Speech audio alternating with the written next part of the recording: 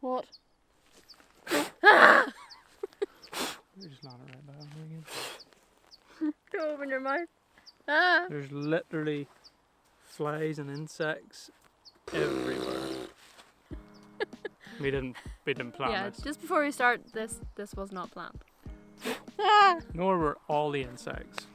What's up guys, welcome back to the channel and another video. So a few months ago, a few of you might have seen that we did a video of our first impressions of our Fuji XT30 when we first got it. Now we have the camera for over 6 months. It's had a lot of use for both video and photo. So we thought we would give you a little update as to what our thoughts are now.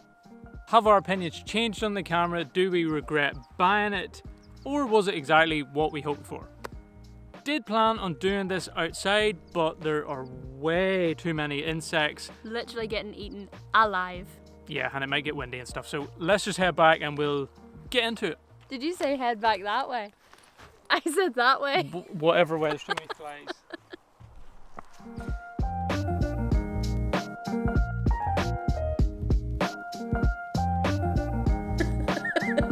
Here it is. There it is.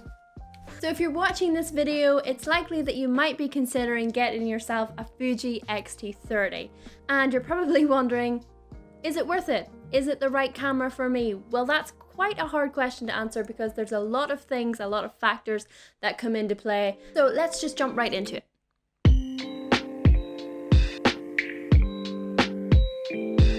To keep it simple, yes, the Fuji simulations really are that good. This being our first Fuji camera, we didn't really know how much we were going to want to use the Fuji simulations. We had heard a lot about it before we got the camera, and we have used them, and we've used them in every video. We actually use the Astia soft profile. We've loved how it looks. When it comes to color grading, we literally just make a few tweaks to what comes straight out of camera, and we get the look that we're after. In the recent little Portrush Seaside cinematic video, we got a lot of comments saying, was this shot in 10-bit external?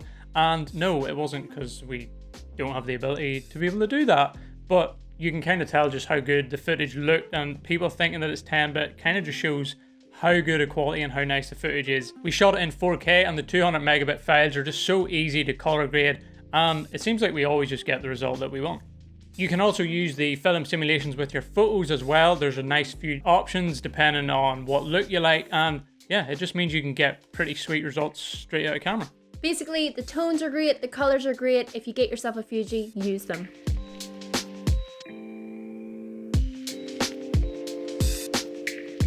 Now, this is something that we were concerned about when we first got our Fuji, but after using it for over 6 months, I would say no, it is not.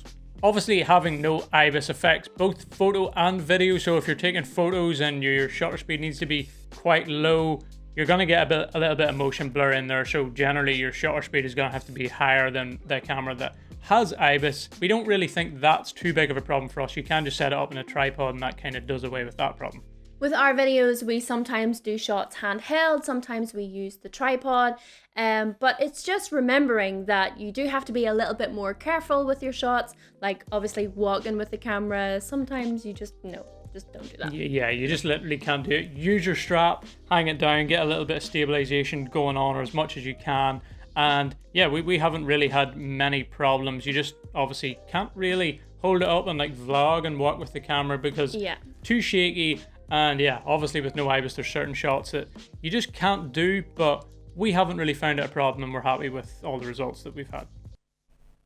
Warp stabilizer's our best friend. Warp stabilizer is your best friend, but you can push it sometimes, so try and be as stable as you can and then use warp stabilizer.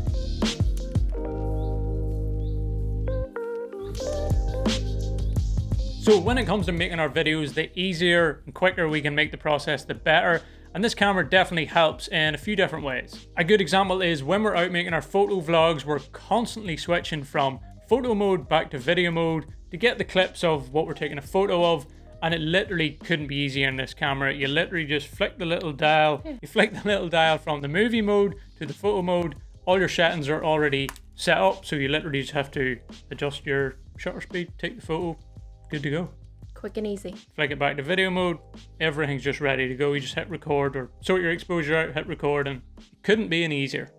Another thing that has made our life a little easier is the Q menu. You don't have to go too deep into menus to try and change settings. You just press one button, you have all the things that you need right there, and you can customize them too to suit whatever your needs are. Whatever you need.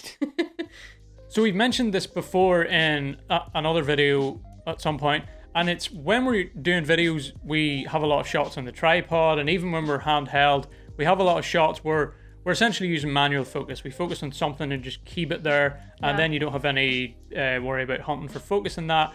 And when we're in manual focus, we actually have the back button focus set up on the Fuji. So we have the AFL? The AFL button set to be back button focus. So if I want to just focus on something, I move my little point over, hold the AFL button, it'll focus on it, and once I let go, it stays focused on that. I'm not sure our Fuji doesn't have, or Sony doesn't have that, and I'm not sure if other cameras it's as easy to do that, but it's super handy. We're technically in manual and continuous sort of at the same time, but we don't have to worry about it focus hunting, which is very nice for filmmaking and saves a lot of time. Hopefully that makes some sort of sense, but it's very useful. I would say there is what seems like the perfect amount of bottles.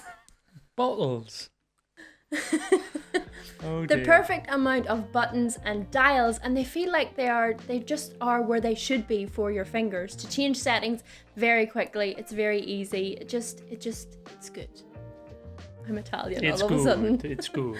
It's just very nice. They are where they should be, like Christina said. It's just easy. Makes it very easy for photo and video to just adjust shutter speed, ISO, and flick between modes and stuff. Just, yeah, nice. The one main negative I think when it comes to usability is the screen. So the screen tilts, but it doesn't flip the whole way up, and it's not articulating, so you can't flick it to the side. So when you're filming yourself or vlogging, you can't see yourself. There's no way to be able to see the screen. And if you're taking a photo low down in portrait, you also can't see the screen because it doesn't tilt out to the side. Yeah, that is a little bit annoying.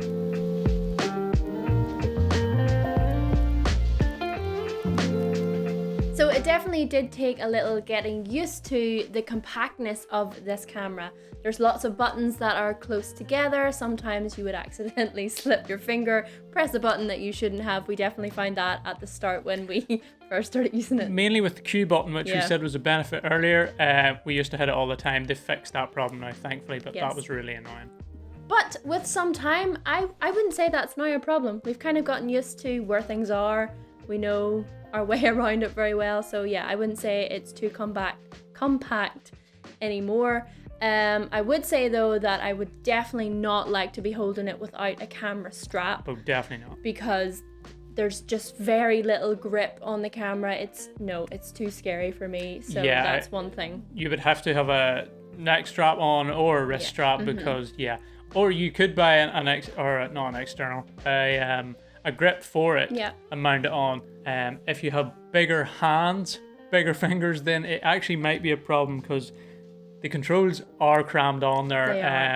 They are.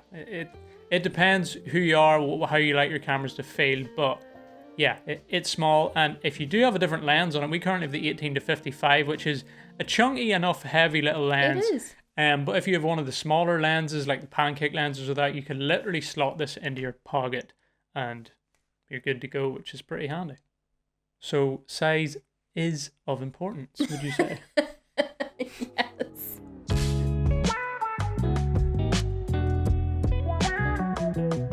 We have found the battery to be pretty decent, I think. We've spent quite a few hours in a day shooting video, quite a few hours shooting photos, and it kind of lasts like, I don't know how to explain any other way than it lasts as long as I would imagine it should last. Yeah, like we've never encountered it where we're like, this has run out on us so many times. It's just not the case. It is recording very high quality videos though, so yeah, it's quite a small battery. You might want to get 2 batteries if you're worried about that.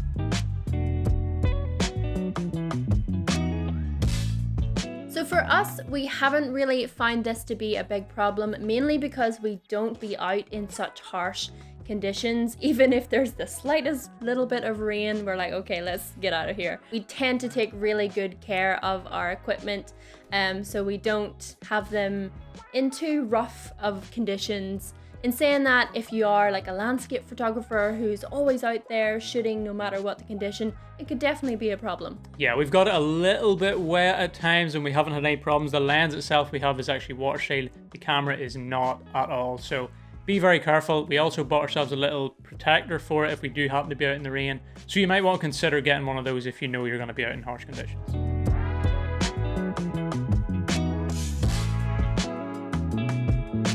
Yes, if you get this camera, you will need a little auxiliary adapter because the normal 3.5mm auxiliary jack you need a 2.5 will not fit. I don't know why they've done this, but it's a 2.5 in this camera. Because it's small. So yeah, I think they had to cram it in there, and I'm glad they did because it's nice to have a mic. But you will need a 3.5mm to a 2.5mm. We'll maybe link one down below that we've got just to save you the hassle of trying to find that. Not really a big deal, but one thing to note is that sometimes when you, I'm going to show you, have your mic adapter in the side and then your camera strap, like sometimes there's nowhere for the camera strap to go and it gets caught in weird ways. It puts pressure on the little jack slot, which you don't really want to do. Yeah.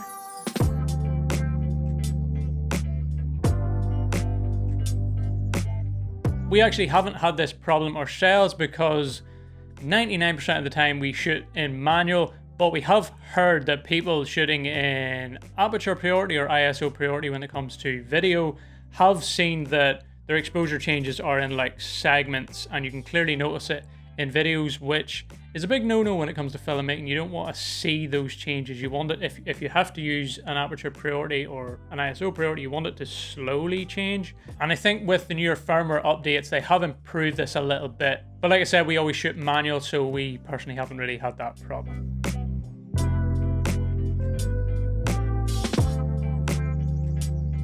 The big one. Is it? Yes. It is. Definitely worth it. And we did a lot of research when we were looking for the perfect little camera for us at the perfect budget for us at the time. Yeah. And this camera has done everything that we hoped it would do with very few negatives. Yeah. Because we do both photo and video, the main, I guess, competitor would be maybe the A64000. 64,000? That's new. Oh, jeez. I quit. I'm out of here. You know what I mean. The A6400. So we were really torn between which one we should go for, but in the end, I'm so glad that we went for the Fuji. The XT30. The XT30.